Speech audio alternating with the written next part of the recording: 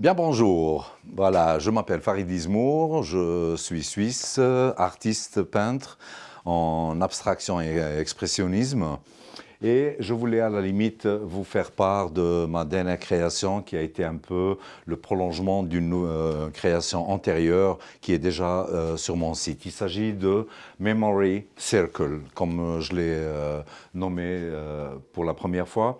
J'en ai fait une deuxième, c'est pas performance, mais c'est plutôt un appui sur l'idée.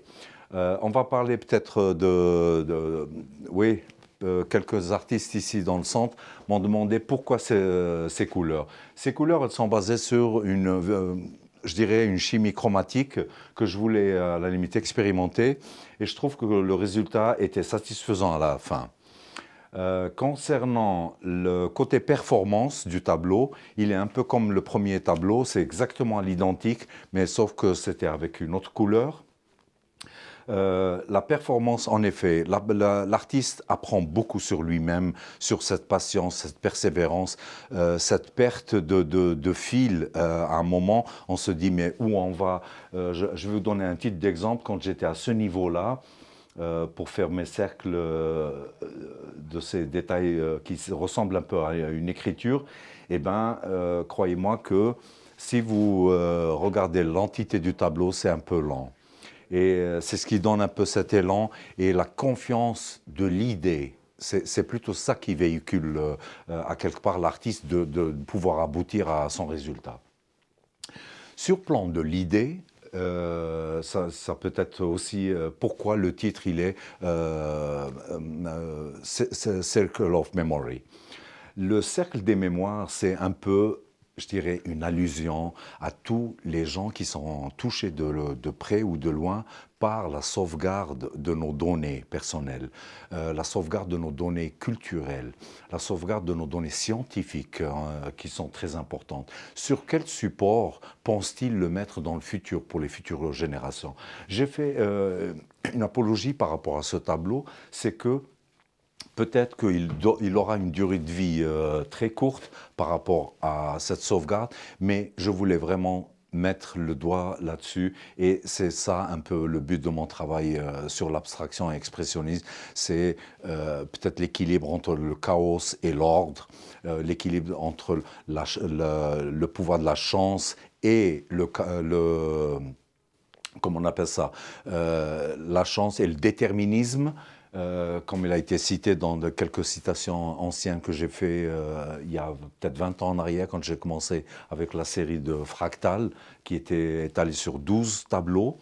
Et aujourd'hui, j'arrive à un résultat assez satisfaisant, que ce soit visuellement ou intellectuellement, quand peut-être on discute avec les gens et on partage l'idée et son insouciance par rapport à quelques points qui sont dans le main. Revenons maintenant à la curiosité du lecteur par rapport à la lecture du tableau. En effet, dans ma particularité en tant qu'artiste, j'utilise beaucoup les termes, j'utilise beaucoup les lettres, des mots qui sont plus ou moins dessinés d'une façon incompréhensible parce que je ne cherche pas le côté littéraire. Je ne suis pas un écrivain. Si j'étais un écrivain, j'aurais pris un livre et j'aurais écrit mon histoire comme tout le monde. Mais ici, la lecture, elle est sur une autre dimension. Quand on me voit travailler, j'ai quelques vidéos là-dessus, je vais peut-être une fois vous les montrer. Ce n'est pas l'écriture, je ne suis pas le trait pour écrire, je suis le trait pour combler une certaine surface, un certain espace. Et ça me donne quand même cette concentration continue. Sur le plan physique maintenant, vu qu'on reste toujours des êtres humains et bien sûr on peut entreprendre des projets très très lourds à porter. Ces deux projets ont été vraiment lourds sur le plan santé. Je travaillais par terre. Vraiment, quand mes collègues passaient, ils me trouvaient toujours pratiquement collé à mon tableau avec un tout petit verre pour la peinture. J'avais un challenge de ne pas mélanger trop de peinture parce qu'elle sèche et la teneur ou sur la surface que j'avais préparée en amont était un peu particulière et il fallait toujours une certaine fluidité. Je l'avais mélangé avec un produit qu'on utilise dans le marché pour le pouring, excusez-moi, et il m'a donné cette fluidité que je puisse à la limite faire mes traces. Je reste toujours dans le principe des traces, je laisse comme un peu, quand je suis arrivé avant la fin, 1 ou 2 jours. J'étais un peu inquiet par rapport à la fin. La fin était stressante parce que c'est là où il ne fallait pas quand même verser son pot de peinture sur la...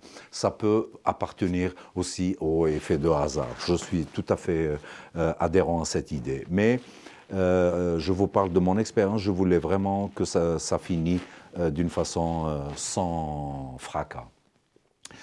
Voilà, je voulais vraiment vous donner un petit aperçu sur ma vision des choses.